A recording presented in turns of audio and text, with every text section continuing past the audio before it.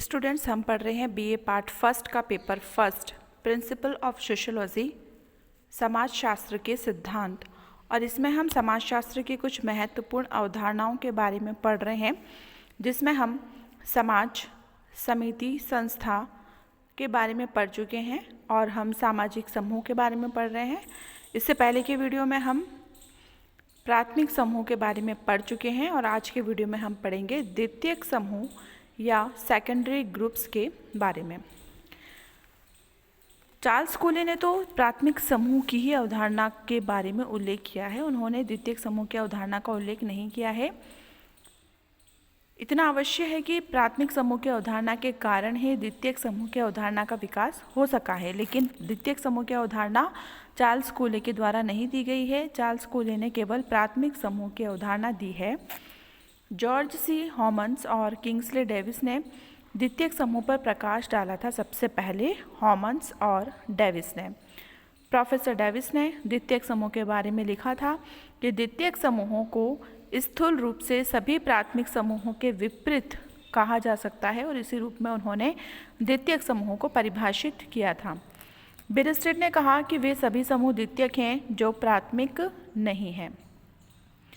तो यहाँ पर इन दोनों परिभाषाओं से ये स्पष्ट हो जाता है कि प्राथमिक समूह में पाई जाने वाली विशेषताओं के विपरीत प्रकार की विशेषताओं को व्यक्त करने वाले समूह ही द्वितीयक समूह हैं। और ऑगबर्न और निमकॉफ ने कहा है कि द्वितीयक समूह उसे कहते हैं जिनमें प्राप्त अनुभवों में घनिष्ठता का अभाव होता है। आकस्मिक संपर्क ही द्वितीयक समूह का सार तत्व है। लुंडबर्ग उन समूहों को द्वितीयक समूह मानते हैं जिनमें सदस्यों के संबंध अवैयक्तिक, हित प्रधान और व्यक्तिगत योग्यता पर आधारित होते हैं। तो स्टूडेंट्स, यहाँ पर इन सभी परिभाषाओं से हमें ये पता चलता है कि द्वितीयक समूह वे समूह हैं जिनमें सदस्यों के बीच अवैयक्तिक संबंध पाए जाते हैं। व्यक्तिगत रूप में सदस्यों को जानना यहाँ जरूरी नहीं होता है और ऐसे समूहों में शारीरिक निकटता भी अनिवार्य नहीं है। ये संबंध अनौपचारिक प्रकार के जीवन के किसी एक पक्ष से संबंधित अस्थायी प्रकार के विशेष हितों पर आधारित और हस्तांतरणीय होते हैं।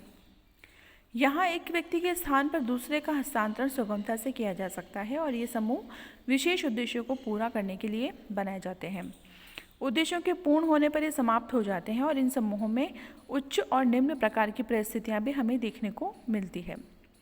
द्वितीयक समूह के सदस्यों के संबंधों में स्थायित्व और निरंतरता का अभाव भी पाया जाता है और ऐसे समूहों के सदस्य अपने आप को दृढ़ भावात्मक संबंधों में बंधा हुआ नहीं पाते हैं और इनमें स्नेह, सहानुभूति और दूसरों के हित को अपना समझने की प्रवृत्ति नहीं पाई जाती है। जैसे कि स्कूल, कॉलेज, राजनीतिक दल, मजदूर संघ और राष्ट्र द्वितीयक समूहों के उदाहरण माने जाते हैं और इनमें विशेष नियमों के आधार पर सदस्यता प्राप्त की जाती है। द्वितीयक समूहों का आकार और क्षेत्र काफ़ी विस्तृत होता है और इन समूहों की सदस्य संख्या हजारों लाखों तक हो सकती है। इनमें संचार के माध्यम के द्वारा सदस्यों में संपर्क स्थापित होता है। द्वितीयक समूहों के सदस्यों में घनिष्ठता का अभाव पाया जाता है और इन समूहों में व्यक्ति को नहीं बल्कि उसके कार्य को महत्व दिया जाता है।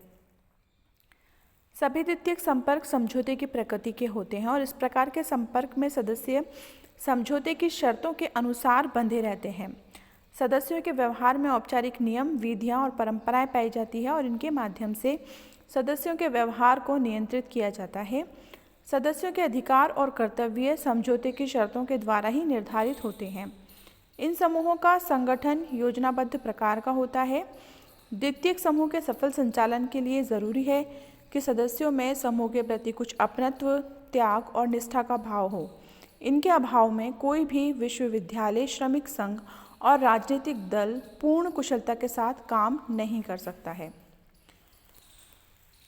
इसके अलावा द्वितीयक समूह की कुछ विशेषताएं यहाँ पर स्पष्ट होती है, जैसे कि द्वितीयक समूह जानबूझकर कुछ उद्देश्यों को प्राप्त करने के लिए संगठित किए जाते हैं और द्वितीयक समूहों में सदस्यों का एक दूसरे को व्यक्तिगत रूप से जानना ज़रूरी नहीं होता, जैसे कि प्राथमिक समूह में ज़रूरी होता है। और यहाँ पे संचार के साधनों के द्वारा सदस्यों के बीच संबंध स्थापित हो सकते हैं। द्वितीयक समूहों में शारीरिक निकटता का अभाव पाया जाता है और इनका आकार प्राथमिक समूहों की तुलना में काफ़ी विस्तृत और बड़ा होता है। द्वितीयक समूह व्यक्ति के जीवन के किसी पहलू विशेष से जुड़े होते हैं और ये व्यक्तित्व के किसी एक पक्ष को ही प्रभावित कर पाते हैं। द्वितीयक समूहों में सदस्यों के उत्तरदायित्व सीमित होते हैं और इनमें संबंध संविदा या समझौते की प्रकृति होती है जो निश्चित नियमों और शर्तों के आधार पर बनते हैं। संबंधों में औपचारिकता पाई जाती है, यहाँ व्यक्ति की बजाय परिस्थिति का महत्व अधिक होता है। द्वितीयक समूहों में संबंधों में घनिष्ठता का अभाव पाया जाता है और यहाँ व्यक्ति के बीच छुओ और जाओ, टच एंड गो के संबंध होते हैं। द्वितीयक समूह सदस्यों के विशिष्ट आवश्यकताओं को लेकर बनते हैं और इसीलिए इनका स्वतः विकास नहीं होता है। जैसे ही आवश्यकताएं बदलती हैं उनके साथ ही इन समूहों की प्रकृति में भी परिवर्तन आ जाता है। द्वितीयक समूह के कुछ प्रकार्यात्मक और अप्रकार्यात्मक पक्ष भी होते हैं जिनके बारे में हम यहाँ पढ़ने वाले हैं। सभ्यता के विकास के साथ साथ द्वितीयक समूहों की संख्या भी बढ़ती जा रही है। आज मनुष्य अनेक द्वितीयक समूहों की सदस्यता ग्रहण करता है और इनके माध्यम से वो अपनी अलग अलग प्रकार की आवश्यकताओं को पूरा भी करता है। जीवन के अलग अलग क्षेत्रों में सफलता प्राप्त करने के लिए अपने व्यक्तित्व का वह चहुमुखी विकास करना चाहता है और अपनी प्रतिभा को वो व्यक्त करने के लिए व्यक्ति को द्वितीयक समूहों की निश्चित रूप से आवश्यकता पड़ती ही है और वह विभिन्न प्रकार के द्वितीयक समूहों के माध्यम से ही अपनी शैक्षणिक योग्यता को बढ़ा सकता है। राजनीतिक, साहित्यिक और सांस्कृतिक गतिविधियों में व्यक्ति सम्मिलित भी हो सकता है। व्यक्ति द्वितीयक समूहों के माध्यम से ही विशेषज्ञ ज्ञान प्राप्त कर सकता है, वकील, डॉक्टर या प्रोफेसर बन सकता है। तो इस संदर्भ में जहां हम द्वितीयक समूह के प्रकार्यात्मक पक्ष या इसके लाभों पर विचार करेंगे। सामाजिक परिवर्तन और प्रगति में द्वितीयक समूह सहायक होते हैं, योगदान देते हैं। इन समूहों के प्रभाव से व्यक्ति तार्किक दृष्टिकोण को अपनाता है, भाई भतीजावाद से कुछ सीमा तक मुक्त होता है और प्रथाओं, रूढ़ियों और अंधविश्वासों से छुटकारा प्राप्त करता है। इन समूहों में व्यक्ति विभिन्न प्रकार के व्यवहारों से परिचित होता है और उन्हें ग्रहण करने का भी प्रयत्न करता है।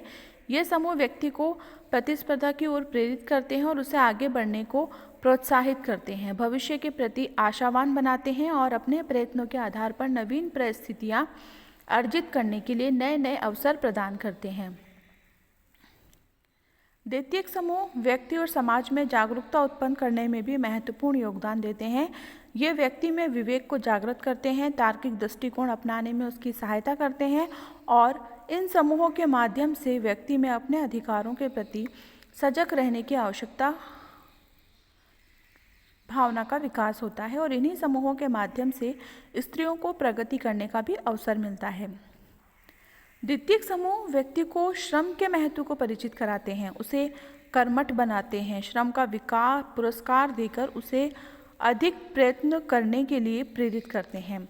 ये समूह व्यक्ति में जोखिम उठाने की क्षमता का विकास भी करते हैं, उसकी गतिशीलता में वृद्धि करते हैं और इन समूहों के माध्यम से व्यक्ति में उदारता या सहिष्णुता की भावना आ जाती है क्योंकि वह इनमें विभिन्न प्रकार के लोगों के साथ मिलकर काम करता है।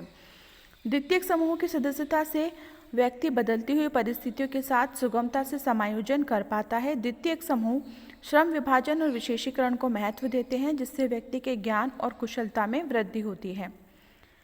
आज के जटिल और औद्योगिक समाजों में इन समूहों के माध्यम से ही सामाजिक नियंत्रण बनाए रखा जा सकता है। प्रथाएं, परंपराएं, रूढ़ियां और धर्म आज विविधतापूर्ण जटिल समाजों में प्रभावशाली ढंग से सामाजिक नियंत्रण नहीं रख सकते। यहाँ तो पुलिस, अदालत, कानून और प्रशासनिक संगठनों के माध्यम से ही व्यवस्था बनाए रखी जा सकती है। तो ये द्वितीयक समूह के कुछ प्रकार्यात्मक पक्ष या इसके कुछ लाभ थे। इसके बाद हम देखेंगे कि द्वितीयक समूह के कुछ अप्रकार्यात्मक पक्ष भी हैं या इसके कुछ दोष भी होते हैं। वास्तविकता यह है कि इनका अप्रकार्यात्मक पक्ष भी है। औद्योगिकरण, नगरीकरण और जनसंख्या के बढ़ने से महानगरीय क्षेत्र में द्वितीयक समूहों के योग से वृहद समाज, मास सोसाइटी का रूप उभर कर सामने आया है। इन महानगरों में द्वितीयक समूहों की संख्या बहुत अधिक पाई जाती है और यहाँ चारों और भीड़ से घिरे रहने और हर समय अपने को सैकड़ों हजारों लोगों के बीच पाते हुए भी व्यक्ति अपने को अकेला महसूस करता है और उसमें सूनापन पाया जाता है। उसे कहीं आत्मीयता दिखाई नहीं पड़ती। वह यहाँ पे सर्वत्र संबंधों में घनिष्ठता का अभाव पाता है। व्यक्ति समाज में रहता हुआ भी अलगाव महसूस करता है। यह व्यक्ति का ये अनुभव करता है कि अपना कोई नहीं है, सब पराए हैं, परिचित होते हुए भी अपरिचित हैं। यह स्वार्थ के कारण ही व्यक्ति एक दूसरे से संबंधित है। द्वितीयक समूहों के प्रभाव से पड़ोस और परिवार भी अछूते नहीं है और यहाँ भी व्यक्ति अपने स्वयं के हित को प्रधानता देने लगे हैं और उनमें व्यक्तिवादिता दिनों दिन बढ़ती जा रही है। ये सारी स्थिति व्यक्ति में घुटन पैदा करती है, मानसिक असुरक्षा उत्पन्न करती है और वह अनेक तनावों और कुंठाओं से अपने को ग्रसित पाता है। ये स्थिति विघटनात्मक तत्वों को जन्म देती है, पारिवारिक संबंधों तक में शिथिलता लाती है। बिल स्ट्रिट ने बताया है कि ये बार बार सिद्ध किया जा चुका है। सबसे पहले महान फ्रेंच समाजशास्त्री इमाइल दुर्खिम के द्वारा कि उनमें आत्महत्या की मात्रा सर्वाधिक होती है जिनके प्राथमिक समूह संबंध सर्वाधिक शिथिल होते हैं। इससे स्पष्ट होता है कि व्यक्ति के जीवन में प्राथमिक संबंधों का अत्यधिक महत्व है। प्राथमिक और द्वितीयक समूहों के विवेचन के आधार पर हम ये कह सकते हैं कि जटिल समाजों में द्वितीयक संबंधों का विकास ना तो प्राथमिक समूह की आवश्यकता को कम करता है और ना ही उसकी सदस्यता को। प्राथमिक समूह और द्वितीयक समूह को पढ़ने के बाद हम यहाँ पर इन दोनों ही समूहों में अंतर को देखेंगे कि इन दोनों में क्या क्या अंतर है। वैसे तो प्राथमिक समूह और द्वितीयक समूह में परिभाषा, विशेषता, उसकी प्रकृति, महत्व आदि के आधार पर अध्ययन हमने जो किया है उसके माध्यम से हमें पता है कि क्या क्या इनमें अंतर है। जैसे कि प्राथमिक समूह में सदस्यों की संख्या कम होती है और इसीलिए उसका आकार कैसा होता है, छोटा। इसकी अपेक्षा द्वितीयक समूह में सदस्यों की संख्या अधिक होती है और इसीलिए द्वितीयक समूह का आकार बड़ा होता है। प्राथमिक समूह में सदस्यों में शारीरिक समीपता पाई जाती है, लेकिन द्वितीयक समूहों में शारीरिक समीपता हो भी सकती है और नहीं भी हो सकती, ऐसा कुछ आवश्यक नहीं है। प्राथमिक समूह के सदस्यों में स्थायी संबंध पाए जाते हैं जबकि द्वितीयक समूह के सदस्यों में अस्थायी संबंध होते हैं।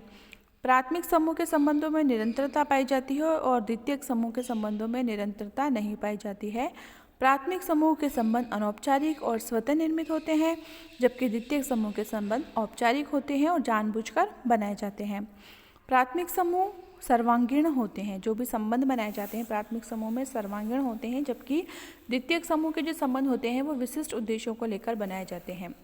प्राथमिक समूह के संबंध व्यक्तिक होते हैं जबकि द्वितीयक समूह के संबंध अव्यक्तिक होते हैं। प्राथमिक समूहों में नियंत्रण प्राथमिक और अनौपचारिक साधनों के द्वारा किया जाता है, लेकिन द्वितीयक समूहों में नियंत्रण द्वितीयक और औपचारिक साधन काम में लिए जाते हैं। प्राथमिक समूह सभी लोगों के उद्देश्य एक ही होते हैं जबकि द्वितीयक समूह में सभी सदस्यों के अपने अपने हितों में रुचि रखते हैं।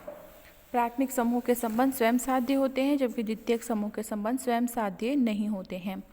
प्राथमिक समूह के संबंधों में घनिष्ठता और आत्मीयता पाई जाती है जबकि द्वितीयक समूह के संबंधों में घनिष्ठता और आत्मीयता का अभाव पाया जाता है। प्राथमिक समूह सरल, ग्रामीण और आदिम समाजों में अधिक पाए जाते हैं जबकि जटिल, नगरीय और आधुनिक समाजों में द्वितीयक समूह पाए जाते हैं। प्राथमिक समूहों में हम की भावना पाई जाती है और इनमें जबकि द्वितीयक समूहों में हम की भावना का अभाव पाया जाता है। प्राथमिक समूहों में संबंध आंतरिक होते हैं और दिखावे के नहीं होते जबकि द्वितीयक समूहों में संबंध बाहरी और दिखावे के होते हैं। प्राथमिक समूह मानव के व्यक्तित्व पर गहरा प्रभाव डालते हैं और व्यक्तित्व के निर्माण में इनकी भूमिका अपेक्षाकृत कम महत्वपूर्ण होती है। जबकि द्वितीयक समूह में व्यक्तित्व के निर्माण में भूमिका कम महत्वपूर्ण होती है। प्राथमिक समूह में व्यक्ति के संपूर्ण जीवन को प्रभावित करने की क्षमता होती है जबकि द्वितीयक समूह व्यक्ति के संपूर्ण जीवन की अपेक्षा एक पक्ष विशेष को ही प्रभावित करता है।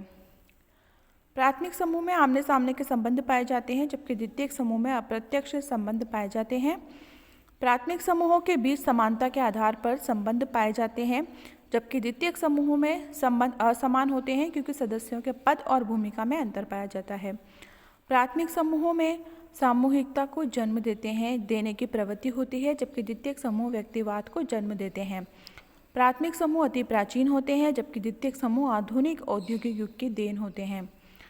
प्राथमिक समूह में व्यक्ति अपना व्यक्तित्व समूह के साथ घुला मिला देता है, जबकि द्वितीयक समूह में व्यक्तित्व पृथक बना रहता है।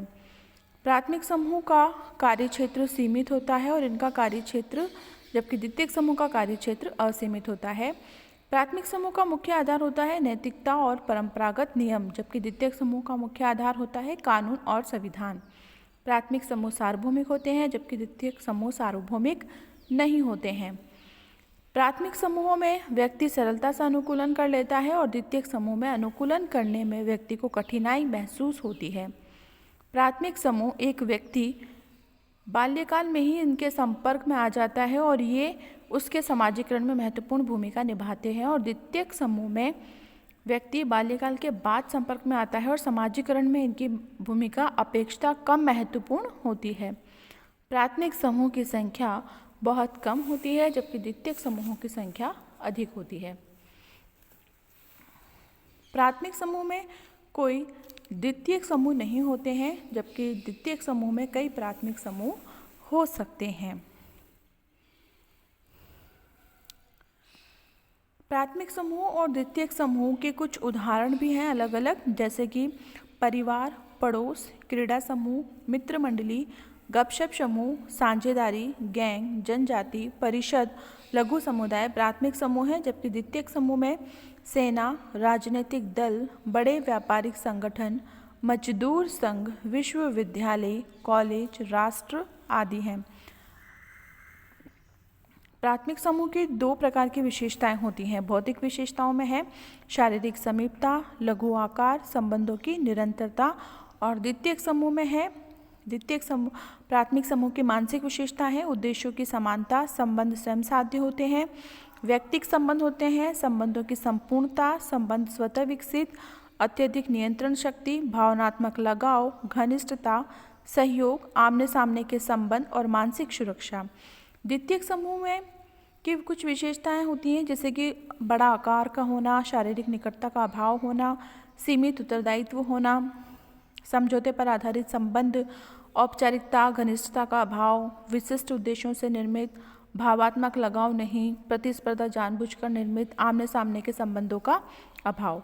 स्टीवर्ट और गिलीन ने प्राथमिक और द्वितीयक समूहों के भेद के बारे में दो महत्वपूर्ण बातें बताई हैं। प्राथमिक और द्वितीयक समूह केवल आदर्श प्रारूप हैं जिनका उद्देश्य अध्ययन और विश्लेषण को सुगम बनाना है। वास्तविक जीवन में अधिकांश संबंध ना तो प्राथमिक होते हैं और ना ही द्वितीयक, बल्कि उनमें दोनों की ही विशेषताओं का समावेश होता है। प्राथमिक समूहों का निर्माण द्वितीयक समूहों से होता है। सेना, विश्वविद्यालय, फैक्ट्री, उद्योग द्वितीयक समूह है, जिनमें अनेक छोटे छोटे प्राथमिक समूह जैसे कि मित्र मंडली और गपशप समूहों के रूप में देखे जा सकते हैं। आभासी या अर्ध प्राथमिक समूह, कुछ ऐसे समूह भी हैं जिनमें प्राथमिक और द्वितीयक समूहों की कुछ मिश्रित विशेषताएं पाई जाती हैं, जिन्हें चार्ल्स कूले ने अर्ध प्राथमिक समूह कहा है। और इन्हें अर्ध प्राथमिक समूह इसलिए कहा जाता है कि ये समूह सदस्यों की संख्या, घनिष्ठता और आमने सामने के संबंधों की दृष्टि से तो प्राथमिक होते हैं, लेकिन संरचना और संगठन की दृष्टि से द्वितीयक समूहों के निकट होते हैं। ये समूह स्वतः विकसित नहीं होते, बल्कि जानबूझकर इनका निर्माण किया जाता है। इनका लक्ष्य कुछ विशिष्ट हितों की पूर्ति करना होता है। अर्ध प्राथमिक समूह को परिभाषित करते हुए चार्ल्स कूले ने कहा है कि ये घनिष्ठ आमने सामने के संबंधों के द्वारा संगठित वे समूह हैं जो अपनी अर्ध प्राथमिक समूहों में अपनी संगठन संबंधी विशेषताओं और विशेष उद्देश्य के कारण सीमित आकार के होते हैं। चार्ल्स कूले ने अर्ध प्राथमिक समूहों में स्काउट ग्रुप, लघु विचार गोष्ठी, सामाजिक वर्ग, क्लब, ग्रामीण मनोरंजन केंद्र आदि को गिना है, और कुछ विद्वानों ने आभासी समूहों का भी उल्लेख किया है। बॉटोमोर ने आभासी समूह को परिभाषित करते हुए कहा है कि आभासी समूह एक ऐसा योग है जिसमें संरचना और संगठन की कमी होती है और जिसके सदस्य समूह के अस्तित्व के प्रति अनभिज्ञ और कम जागरूक हो सकते हैं। इन्होंने आभासी समूहों में सामाजिक वर्ग, परिस्थिति समूह, आयु और लिंग समूह और भीड़ को सम्मिलित किया है। गिन्सबर्ग ने भी आभासी समूह का उल्लेख अपनी पुस्तक सोशियोलॉजी में किया है, और वह आभासी समूह का प्रयोग मनुष्य के ऐसे संकलन के लिए करते हैं जिसका कोई निश्चित ढांचा नहीं होता, फिर भी उसके सदस्यों में समान रुचियां और व्यवहार प्रतिमान पाए जाते हैं। मर्टर ने आभासी समूह को मनुष्यों का एक ऐसा संकलन माना है जिसमें समान शारीरिक और सामाजिक लक्षण पाए जाते हैं कि लेकिन वे परस्पर अंतःक्रिया नहीं करते और इसमें घनिष्ठ सामाजिक संबंध नहीं पाया जाता। प्राथमिक और अर्धप्राथमिक समूह के भेद के आधार पर हम उन्हें ठीक प्रकार से और अच्छे से समझ सकते हैं।